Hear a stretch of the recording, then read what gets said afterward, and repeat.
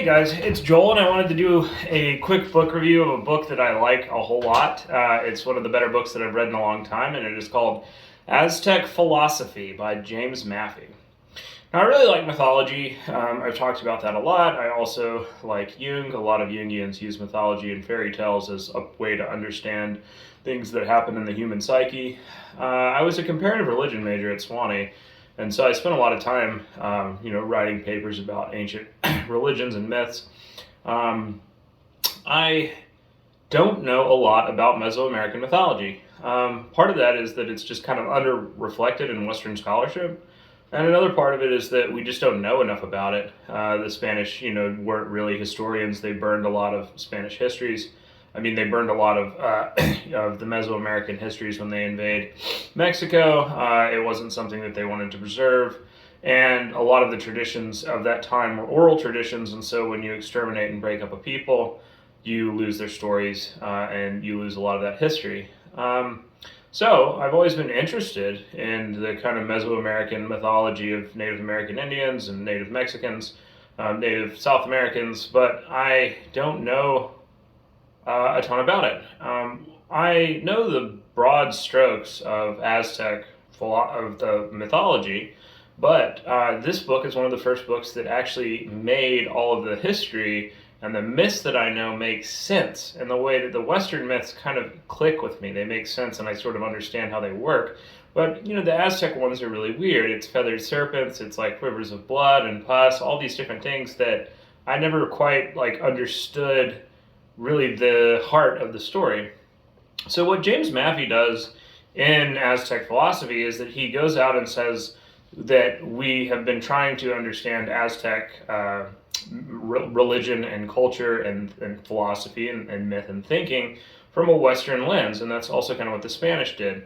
That doesn't work. He spends a lot of time with primary sources and digs into what the Aztecs are saying and translates things differently. And he comes to the conclusion that Aztec religion is not really polytheistic, like ancient Greek religion or ancient Norse religion, where there's different gods. It's really kind of pantheistic, that there's different expressions of almost the same God. And so one of the things that he says is that there's something called Teotl. And the Teotl is this sort of underlying energy, culture, and change process, this burgeoning force of energy and life and change that is underneath everything that exists. We are all made of it, all of the forces of nature are made of it, and Teotl is just expressed different ways. When the Aztec texts are translated by Spanish historians that are trying to preserve some of the history, Teotl a lot of the time gets translated as God. Where what really, because it was their closest sort of understanding of what a force like that would be, but what Maffie's saying that there is sort of a metaphysical reality of that there's a huge intersection of energy that manifests as different things. And that all of the Aztec understanding of the world is based on that energy. Now, that makes Aztec design, it makes Aztec myths, it makes a lot of things that I never quite understood make a whole lot more sense. One of the things that gets a lot of press about the Aztecs is that they practice human sacrifice. They killed a whole lot of people. They would take them up on their pyramid, they would cut them open, they would get their heart out, they would throw the heart at the sun, sometimes they would eat the people, and that kind of gets sensationalized that the Aztecs were sacrificing all of these people to make the sun come up, that they thought that the sun wouldn't rise unless they killed somebody every day. You see things like that are kind of alien to us, they don't make sense. And there are a couple of theories about why this is, why they practice so much human sacrifice. One of the theories that I've read said that there's not really a whole lot of meat in the diet, and so they essentially have to eat people some of the time to have the meat, because the only domesticatable animal that you have around is a turkey, a dog, and sometimes a duck, and so they're not huge meat producing large animals. I don't really buy that. There's a lot of other cultures that were sort of agricultural only, and didn't eat people. I don't see that. It also isn't something that it seems there's a system of distributing. It seems to be more of a festival and religious rite thing. Never quite believed that theory. There's another theory that says that the Aztecs were practicing all of this human sacrifice because they liked it, that the people who were getting killed liked getting killed, because when in Aztec mythology, when you're taking the person to sacrifice them, you are recreating the sacrifice that the god made to create the world, because in Aztec mythology you have different eons. We're in the fifth eon, or they were in the fifth eon, and every time an eon ends, one of the gods sacrifices himself to keep the world going, to keep the cycle moving. And so when you're doing the human sacrifice, you're sort of reenacting that, and that they said, well, the people who were sacrificed were honored so much, they got all of this attention, and they were dressed up and they were praised, and everyone thought they were a hero, and they got to eat the finest food, and they were really stoked to go up and have their heart cut out. I don't really buy that one either, because a lot of the people who were getting sacrificed were captured people from other tribes who were either being forced to send some people over or captured in battle. And we know that all of these other tribes that kind of resented the Aztecs, because one, when Cortez lands, they side with him, and two, in a lot of primary sources, they start to complain to Cortez, the Aztecs keep taking our people to cut their hearts out on this pyramid. We don't really like them. So neither one of those has ever really made sense to me. But this idea of there being an energy field that pervades everything, that nothing really is real, that everything is a manifestation of change, and a lot of Maffie's work makes sense. Or it makes human sacrifice in that context make a little bit more sense to me than it has ever made before. Maffie says essentially that the Aztecs thought that Teotl, that energy field that creates all of life, manifests itself one of three ways. Bear in mind, with an academic book like this, I have to dumb it down a lot. I'm not doing him justice. You should read the book, but there's three ways that it manifests. One of them is this kind of idea of time. Not time like a timeline, but time like there's events that pop up. And the Aztecs, they saw this energy pattern, this manifestation of Teotl, as a wave, that it was popping up, different things were happening at different points, that the universe would kind of go dormant and then pop up and create a change, and that was how they conceived time.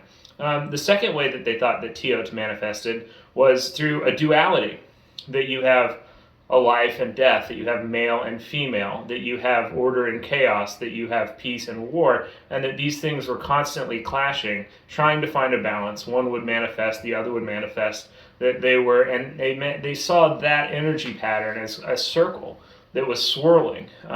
They talked about digestion in the same way, that food was whirled through the body, and that you were taking the food and it was, going, the food was dying in order to give you life, and so there was that duality there. And they had a lot of other ways that they saw that duality manifested, but one of the ways was through the gods and the sacrifice of the gods, that there had to be this cycle of life and death going on all the time, and things had to die to give us life, and that we had to celebrate that process, or not celebrate it like a birthday party, but celebrate it like reenacting it, that we had to be a part of the cycle and acknowledge that we understood it. The third way, the energy pattern that Teotl manifests as, that Maffie talks about, is something called weaving, that you have all of these different forces of the universe that have to be brought together and molded together, that chaos is sort of inherently trying to split apart, yet there is things that give it unity and bring it together. Now, like, Aztec art has not ever really made a lot of sense to me. If you look at it, it's kind of jarring, it's kind of swirling, you could look at it from almost any angle. It is a whole picture, but it's almost like the pieces of the picture are more important than the whole. But given this understanding that the universe is just this ball of energy that is manifesting in all these different ways, and everything is a piece of something else, this picture, like the dismembered moon god, who's on a moon disc, but if you can tell, she's cut apart into lots of different pieces, it makes more sense, because you could see it from any angle. One piece of it could almost be a work of art itself. It reminds me of a Picasso painting, like Guernica, or some of the faces that Picasso painted, where he said that you could watch the painting from any angle and it would be a different painting, that you could see it from any point of view and it would be saying something else. I think that is kind of the point of Aztec art. When you look at temples and things. They have this kind of swirl pattern where things run together and faces or vents pop out of these continuously going woven together threads and patterns, but there's not one picture in particularly. Like Greek artwork has, in a frieze, these multiple different things popping out. Everything is very unified in Aztec architecture. It's like things bursting out of chaos, but you can't miss the chaos. It's almost disconcerting to look at. And you could say, well, that's a limitation in their technology, or it's a limitation in their art style, and they don't have the technology of the Greeks or something. But we have a much older civilization in Mesoamerica that falls apart before the Aztec Empire arises, and they practice a different religion. That's the Olmecs. They leave behind the giant stone heads that you've seen. But they also have artwork like this, something called the wrestler. And when you look at it, you see that there's musculature, there's contrapposto form. It almost looks like something that you would see in Greece. So this technique was there. After the Olmecs, there's another civilization in Mesoamerica called the Toltecs. You get a lot of civilization in this one area, by the way, because in North America, you kind of have hunter-gathering tribes that wander around, but in the kind of area around Mexico, Guatemala, beginning with Texas and the Yucatan, you have a whole lot of domesticatable plants. So all of a sudden you can support like a big population, and you can start to, while this population is booming, have extra time that isn't just spent looking for food to do things like create art, make weapons, make culture, make religious practices. And so you do have an explosion of civilization in this area that you just don't get in Alabama or Tennessee or Nevada, because people there are generally spending all their time trying not to die. The thing about Aztec art, though, when all this culture is happening in this area, these other civilizations, they know how to do this other kind of artwork, and the Aztec art goes a very different way. Toltec artwork looks a lot more like Aztec artwork than Olmec artwork, but Aztec artwork is so distinct, and it isn't because they don't have the culture or the tools or the training or the conceptualization to create normal forms. I think that Maffie is really onto something here, that it's very much because of the worldview and philosophical system that they practice. I think maybe this book would have been better off being named Aztec Metaphysics, because it's more about the metaphysical view of how the Aztecs see the world, and it's not as much about the philosophy as we would think about Western philosophy. People are sitting down and trying to ponder, how is knowledge acquired, what is knowledge, where does it come from. This is a whole lot more of the mythological or metaphysical lens through which the Aztecs saw the world and how it informed their culture.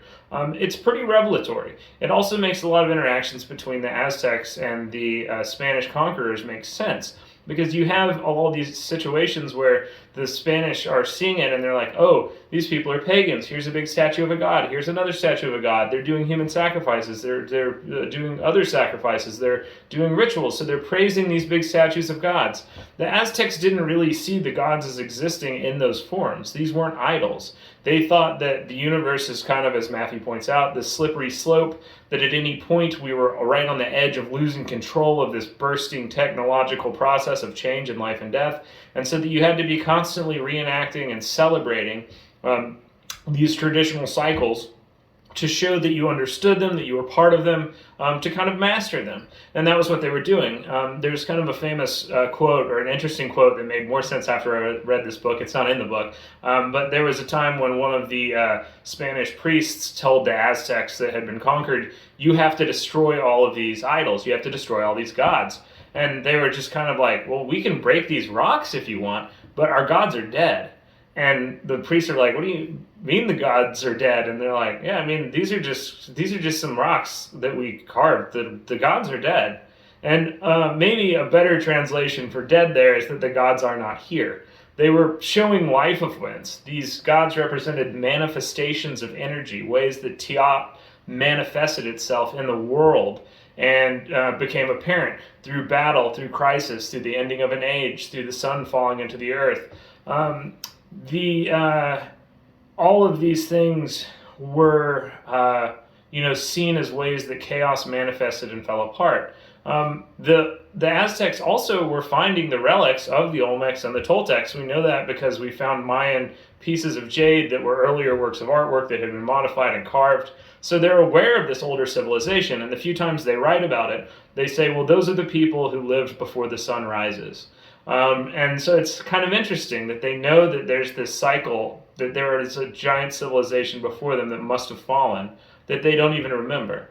A lot of the Toltec Empire was within the Aztec memory. A lot of them, the kings, traced their lineage back to the Toltecs, but the Olmecs were so far back, 400 BC, that no one really had any sort of oral history.